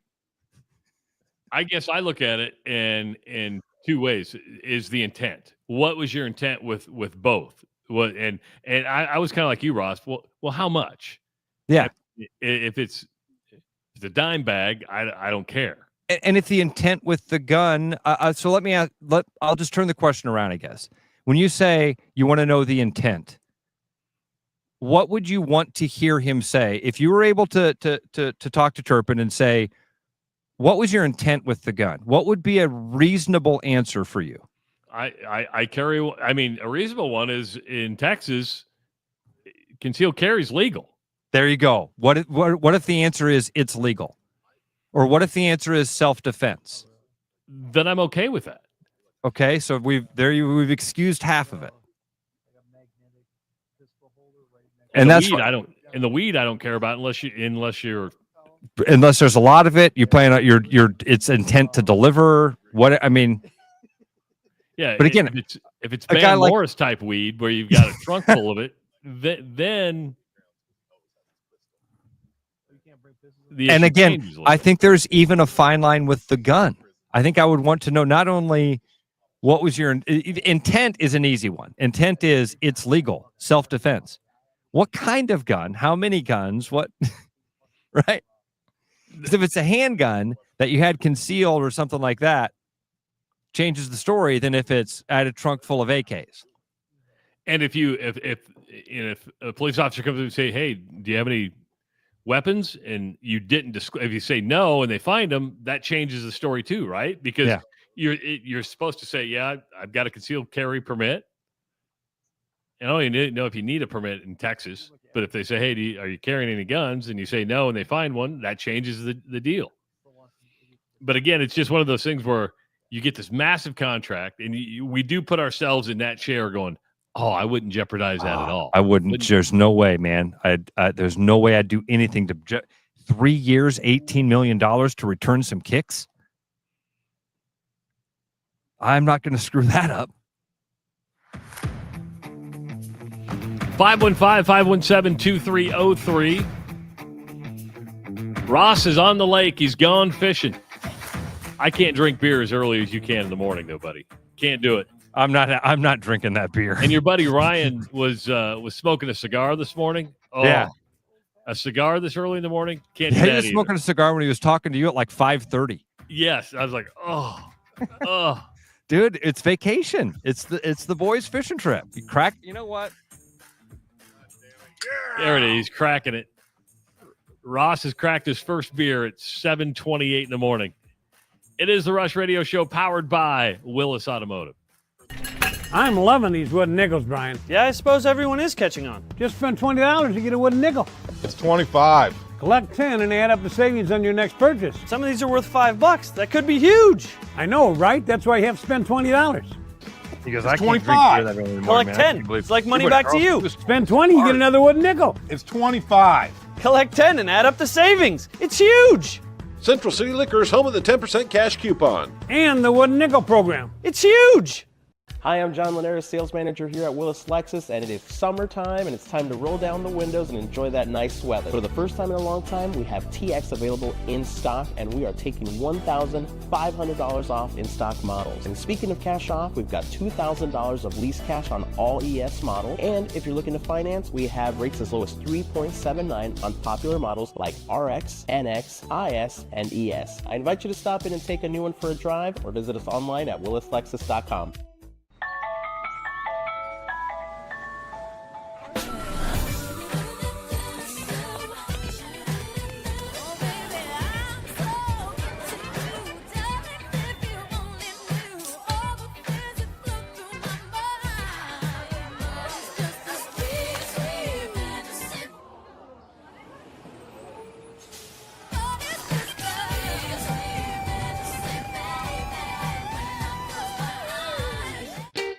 Missing a quality, home-cooked meal?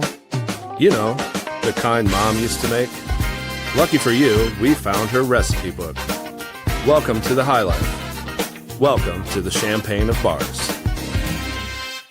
Looking for the perfect golf escape? Experience links-style golf right here in Ames at Coldwater Golf Links. With rolling fairways, large greens, and unique routing, it's golf the way it's meant to be played. Whether you're a seasoned pro or just starting out, you'll love our course's welcoming atmosphere and friendly staff. Grab your clubs, book a tee time, and make every round unforgettable. Coldwater Golf Links, where great golf leads to great memories. Visit coldwatergolf.com to book your round today.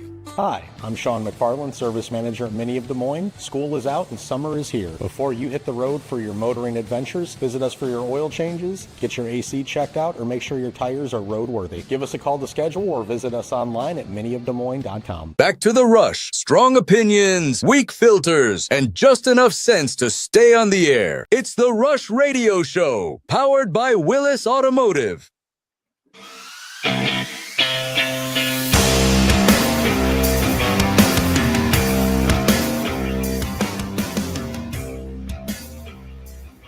Welcome back to the Rush Radio Show, powered by Willis Automotive. Happy Monday, everybody. Good to have you here. We'll be here till 8 o'clock. Doing our best to entertain you. Ross is being extremely entertained as he's wandered off, getting caught up in the sights and sounds of Lake of the Woods, because he's out there. He's got his fishing shirt on. He's ready to go. Got your fishing shirt on. I've had it on. Just had the other shirt over the top. Is it warm or cold up there? It's beautiful. I mean, it's gorgeous right now. 70, got to be 70 degrees already. We do want to thank, because just one more time, Wade Peterson at Iowa Fireworks Farm. He had a great 4th of July, sold a bunch of fireworks. A lot of Rush listeners purchased fireworks. And again, want to thank Wade for trusting the Rush to promote his products. And I know Mick was down there and some other people went down there to buy fireworks. But 4th of July is over. Can't buy those fireworks anymore, but just know when the 4th of July rolls around next year, Iowa Fireworks Farm is the way to go. Ross, Trey Thompson may not be a name you've heard of, and I don't know if you've seen this story or not. Nope. But he's a 4-star recruit, basketball, and he's committed to the University of Iowa. He's out of North Carolina. He has reclassified for the 25-26 26 season. So okay, now I know who you're talking about. Yeah. He'll be coming on board. This, to me, at what 6'8", I believe he is, 4-star, heavily recruited by a lot of teams.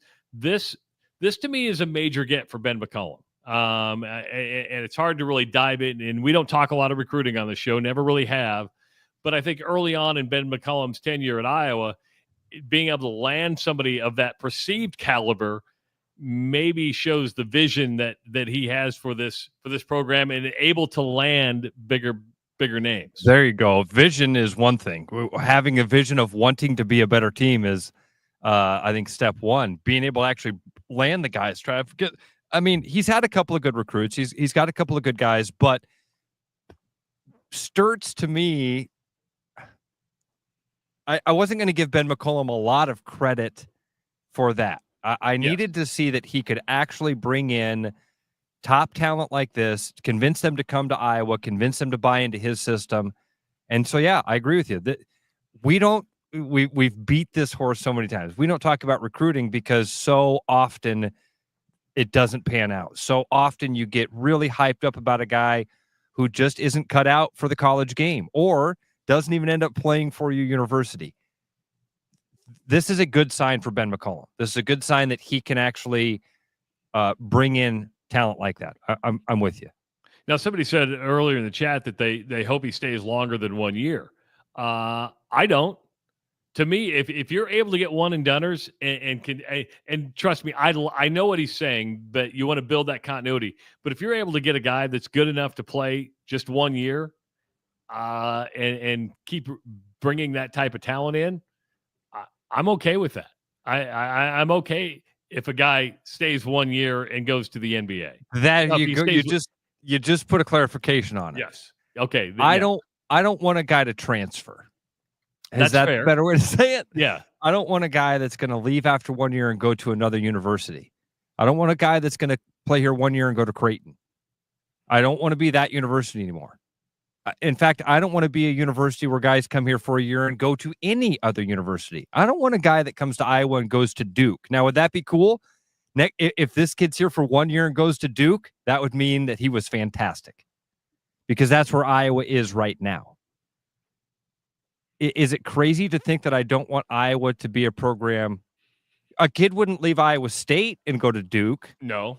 I mean, you've got just as much opportunity to win all the games at Iowa State that you do at any of those big universities. Would a kid leave Iowa to go to Duke? They leave to go to Creighton. Well, I mean, those are a little different stories, though. I mean, because those guys were playing for Fran McCaffrey and probably didn't want to play for Ben McCollum, right? Okay. I mean, Freeman was out the door probably before Fran McCaffrey was fired. Right. So I'm just walking through the logic here. So he didn't leave because Fran McCaffrey was fired. Right. He was leaving Iowa to go get a better opportunity and play better basketball at Creighton. I don't want Iowa to be that university anymore. And I know that's what you're saying too. Like when he says I don't want him to be here for a year, and you kind of put that clarification on there of like, wait a minute, what if he's here for a year and goes to the NBA? That's awesome. The more likely scenario this year is if a guy has a fantastic year at the University of Iowa, a Big Ten university, he could leave and go to a Big East school to finish his career for a better opportunity. That's where Iowa is right now. That's just the reality of it. So the hope, Ben McCollum brings in guys like this, builds this program, and can do what TJ Otzelberger did. In a very short period of time, can turn your program from Creighton stepping stone into perennial powerhouse and national title contender. But a good get, again, we don't know how he's going to. Yeah, this is how it starts. You build excitement, and more than anything, Ross. Yeah, that's a good point. I think that's the way you have to look at it. We don't know how Trey Thompson's going to turn out at Iowa. We don't know if he's going to be the player the 4 stars that are behind him, his name, look at. But what it does is, much like what TJ Otzelberger's done at Iowa State, you get some of those bigger names. It builds excitement for the program. Iowa needs excitement for its basketball program. Ben McCollum was excitement for the program. People get excited. Now you need players to add to that excitement. And the only way you can do that is go get bigger names that have the perceived stars behind them. But that's a start, right? And that builds excitement with the fan base to go, oh, okay, maybe I do want to buy my season tickets that are now, $300 and some, which I think is a steal. But then you got to buy the seat license on top of it, which adds to the price. But that's how you get people to spend money, is to sell hope. I mean, hope is that's it. Hope. That's that word, man. That magic word that's what they're selling, and that's what a recruit like this gives you. Nailing it. That's it. And you only have a short time to sell hope. Meaning, you got to cash in. You have to deliver. That's the right word. Yes. Cashing in on it's what you're doing right now. You cash in on hope by selling tickets, and but you got to deliver. Otherwise, it's just that repeating cycle of you're not growing, you're dying. So a good get by Ben McCollum. We'll see how it pans out. But again, the selling of hope continues, and Iowa fans are excited about Trey Thompson and reclassifying it because he was going to be a senior. I don't know how that works. How does that work? How do you get done with your junior year and all of a sudden say, hey, I've got enough credits to graduate? Well, that happens a lot. It does, I mean, but yeah, that having especially like that second semester of, oh, thanks, buddy. Damn. Dude, look at the breakfast that I was just delivered. Now, obviously, wow. I don't think I'll have time to eat it. But pancakes, hash browns, strawberries, ham. Tell your kid not to pick up the beer behind you because it looks bad. Hey, the doggies are here. Ross takes the beer out of arm's reach. Dash. Hi, buddy. You got a dog there? Yeah. Can you see him? Oh, Dasher. Hi. Got 2 dogs here. This is my buddy Dash. He's 12. I met Dash when he was just a little tiny puppy. You've watched him grow up before your very eyes. Yeah, he just gave me a handshake. Oh, man. What a nice dog. Nice dog. Hi. Oh, dude. Oh, this sucks. Dang. I'll just sit here like this. Maybe if I smell it long enough, I won't be hungry anymore. Is it bad that the strawberries look the best to me? I'm like, oh, the strawberries. The strawberries do look good, don't they? Yeah. Cut perfectly in half. You're like, dang, I think I want strawberries for breakfast. Tyler, they don't just love me because I'm holding a plate of fresh food outside. The dogs just naturally love me all the time. And no, Eli's not getting vacation beers. And I can vouch for that. Ross is a stickler when it comes to that. Right? I try to be. I mean, I don't want to be that dad that's like, yeah, you can have beer. 15. He's 15. That's too young, right? Well, I mean, the politically correct answer is yes. I don't. I don't care about the politically correct answer. I'm not trying to be cool, dad. But like, I guess we are. I don't know. Here's what I think it is. If I don't know about it, is going to be my. Well, I mean, this is a tough situation, right? Because we let our kids drink at the house, but you know what they never did because we made it available to them. They never drank. It was never taboo to us. So. Like we went to Italy, like, you guys want some wine? They tried it. They're like, whatever. And we always said, hey, if you're going to drink with your friends, we're not going to serve your friends. But if you want to drink at the house with your mom and dad, that's fine. But then once it was like, oh, it's not that big of a deal, they didn't do it. Or at least they told me they didn't do it. I don't think they did. Maybe Owen did. Maybe Owen did. I like your catch there. They didn't do it. Well, they told me. Yeah, they told me they didn't do it. So I think I'm safe that way. Listen, I think that was really, really cool that Eli brought me food. I think it was amazing. First of all, I wouldn't even be able to eat it because we're obviously on the air, but he didn't bring me any silverware.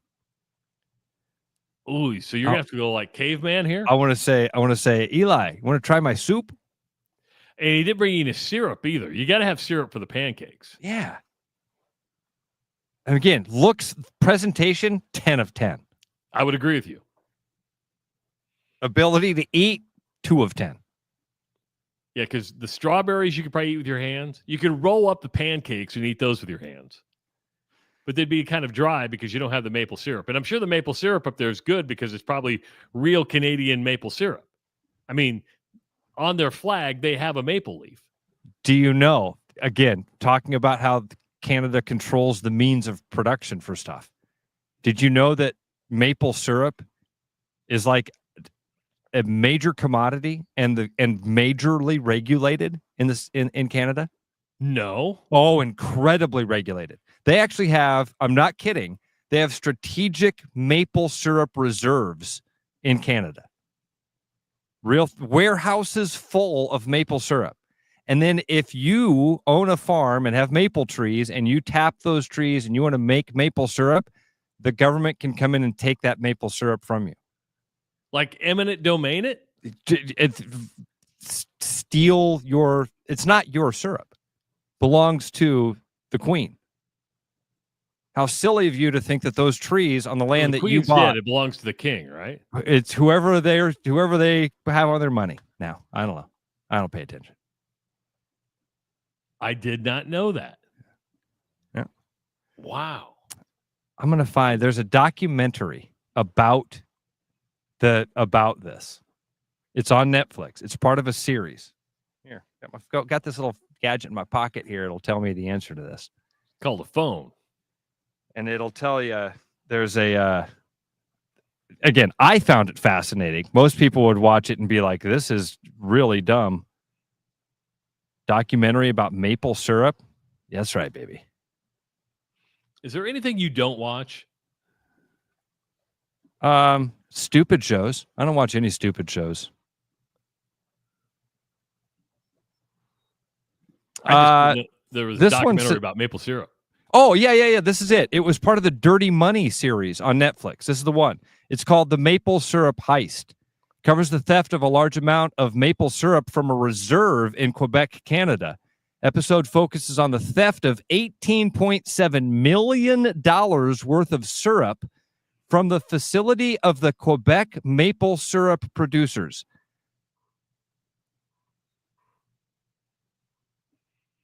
Riveting. Absolutely riveting. I think so. I would say this. You've rarely recommended a bad documentary. When I've taken the time to watch your recommendations, I usually go, yeah, that's pretty good. Thank you.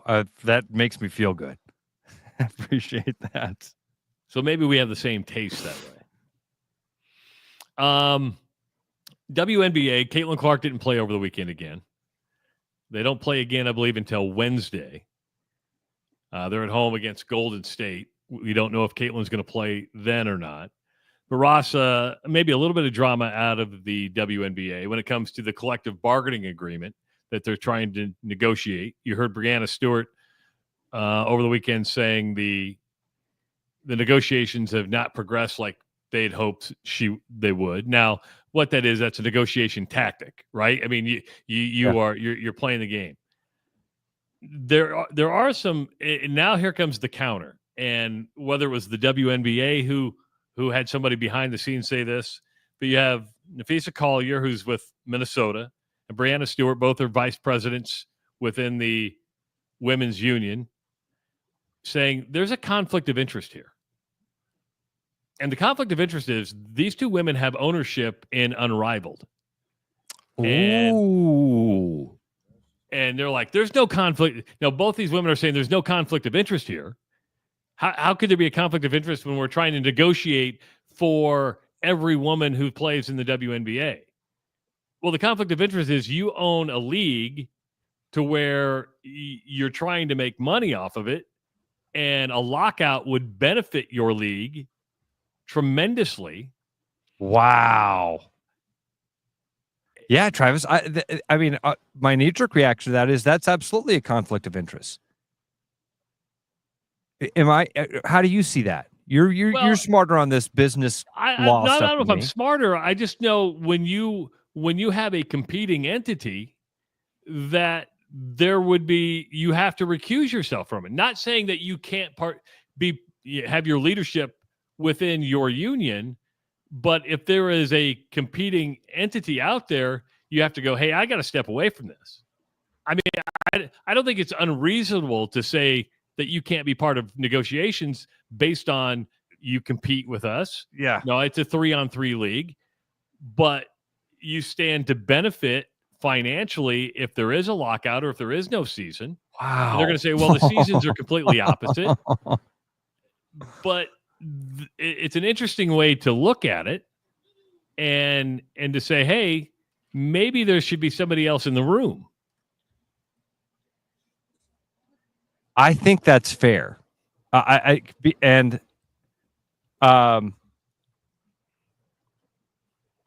Travis, that's a conflict of interest. I don't know what else. I think that that's a clear one to come in and say you need to excuse yourself from this. You don't need to step down from the position, but in fact, maybe you do, Travis. Now that I'm thinking about that, now that I say it out loud, maybe you're not allowed to be there.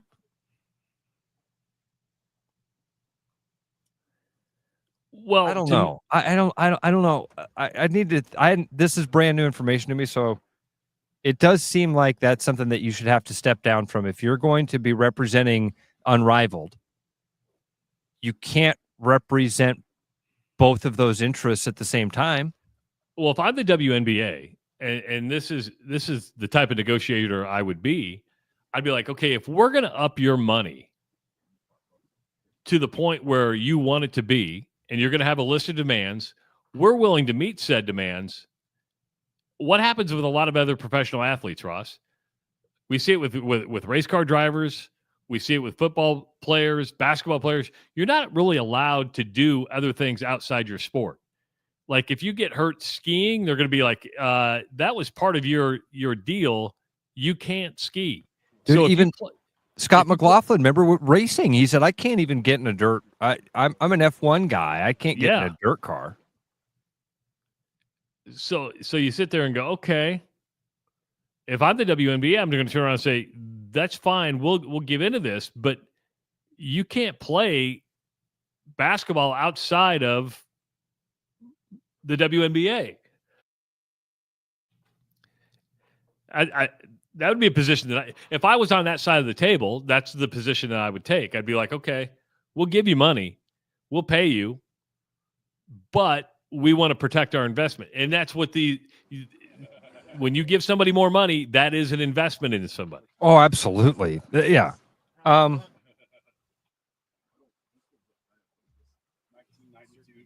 Yeah, Travis,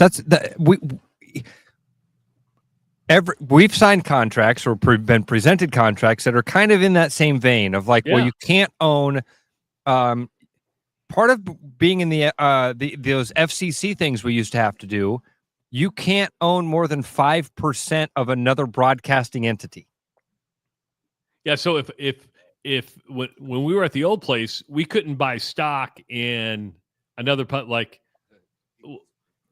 So I wouldn't have been able to be a 10% owner in Iowa everywhere and kept my job at the radio station. Yeah. I could own 4% of Iowa everywhere, but I couldn't have 10. I could have 6%. Couldn't have 5.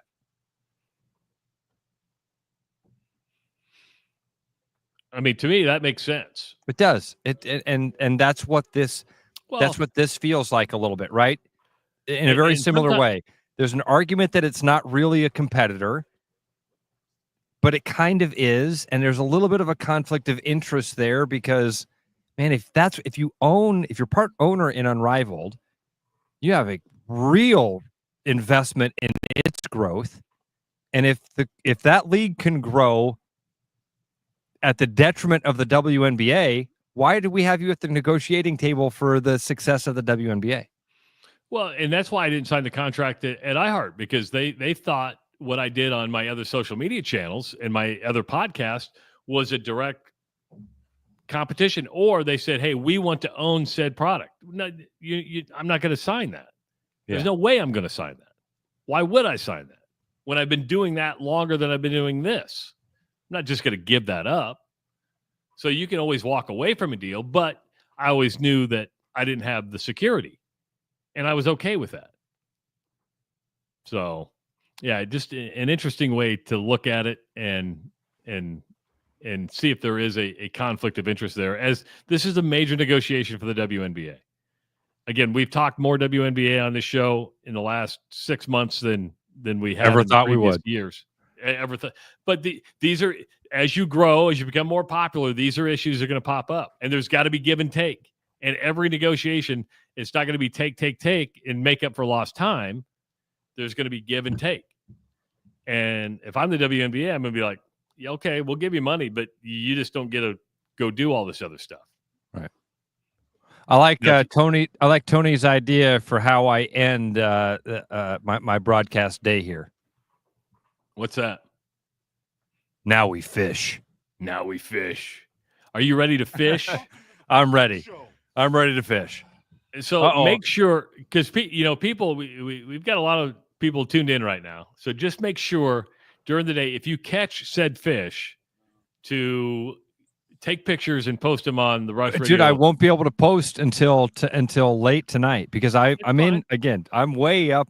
We're way out of normal cell signal stuff. So phone will be inactive until about 5 o'clock tonight. That's fine. Now, will you be in a place where you don't even see land? No, not at all. Not today. We don't get out into what's called Big Traverse Bay. That's in the American side. Where we are on the Canadian side, there's 10,000 islands. So we're going to fish around places like Firebag Island and Massacre Island, and we'll go up Painted Rock Channel. We will see a painted rock this morning that is an old, they call them First Nation, not Native Americans, but that we'll see an old First Nation painting on a rock that depicts guys fishing. That'll happen in about 45 minutes. All right, buddy. We'll let you get tore down. We'll see you tomorrow at 6 a.m. Enjoy your day on the lake. See Ross you, Peterson. Love you. Live in Canada as he gets ready to go out on the boat. Do got to remind you of a couple things, and that is make sure to send me emails if you got questions or anything like that. You can do that. Travis at therushradio.com. Travis at therushradio.com. Also, if you haven't purchased your Rush Radio Show merch yet, just go to therushradio.com, therushradio.com, and click on the merch tab. We have T-shirts up there. We have sweatshirts. Sweatshirts not on the homepage of that. If you go in, click the T-shirt, you'll find the sweatshirt a little bit farther down, but that makes it really, really easy. And again, 15% of merch sales go to Can Play, and you can help support that great organization that provides opportunities for people with disabilities who can't play sports. So again, buy your merch, rushradio.com, and support Can Play. We'll be back tomorrow at 6 a.m. Thanks for watching the Rush Radio and listening to the Rush Radio Show, powered by our good friends at Willis Automotive. This is Body Armor. Real hydration with electrolytes, no artificial dyes, and coconut water. Choose better. Body Armor. With over 260 beers on tap, El Bait Shop isn't just another craft beer bar. It's the best. Beer lovers know El Bait Shop, 200 Southwest 2nd, Des Moines. There's a new spin on casual dining near Drake University. Lucky Horse Beer and Burgers. Craveable faves, flatbreads, delicious burgers, frozen cocktails, and a crazy cool vibe. Get to Lucky Horse Beer and Burgers today. Are you thinking about buying a home this year? Start by getting pre-approved with Gary Presnall at Northwest Bank in Des Moines to see how much you can qualify for and what loan programs meet your needs. Gary can get you pre-approved in 30 minutes or less with a pre-approval letter to you. Gary offers first-time home buyers programs, VA loans, along with FHA, IFA, and conventional loans. Call Gary at 515-975-6767 or find his profile at nw.bank. Member FDIC, Equal Housing Lender. Summer's here, and that can mean extra miles on your car. With road trips, summer activities, and more. Your Volvo will endure extra strain. Stop in now and get a vehicle inspection to make sure your Volvo is in the best shape possible. We'll even throw in $25 off an oil change. Give us a call or head online to willisvolvocars.com to get scheduled today. Bread is made from scratch, freshly baked with locally sourced ingredients and love. At Big Sky Bakery, we take great pride in our delicious products. We know you'll enjoy them almost as much as we enjoy baking them. Find us at the downtown Des Moines Farmers Market every Saturday. Back to the Rush. Strong opinions, weak filters, and just enough sense to stay on the air. It's the Rush Radio Show, powered by Willis Automotive.